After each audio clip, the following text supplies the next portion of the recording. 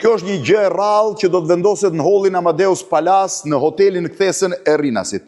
Është një fron që do të shërbej për fotografi, do të shërbej për Instagram, është shumë interesant. Është i vetmi fron i punuar i gjithë me dorë. Nuk e di që nga koha e mbretërve nëse dikush ka hyrë ta prodhoi të gjithin me dorë.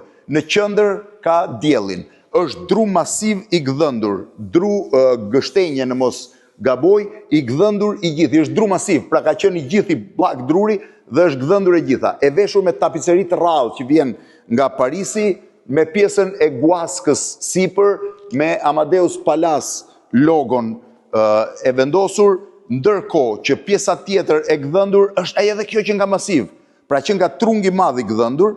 Shiheni tani pjesën tjetër, këtu ka çdo gdhëndje, 2 dhit që janë në anë, 2 dashët që kemi, janë shumë veçantë, janë të punuar në bronz me dorë. Çdo gjë është goditje e vogël me çekiç dhe shive.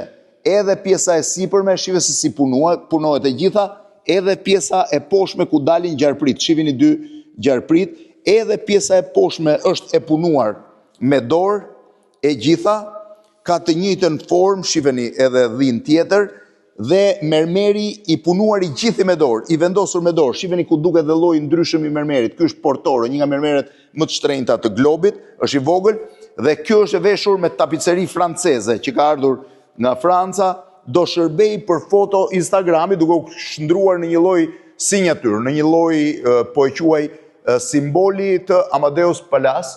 Është punuar për 5 vjet në mos gaboj, për rreth 5 vjet i gjithi për të bërë. 5 vjet punë për të realizuar të fron, i gjithi i bërë me dorë. Handmade.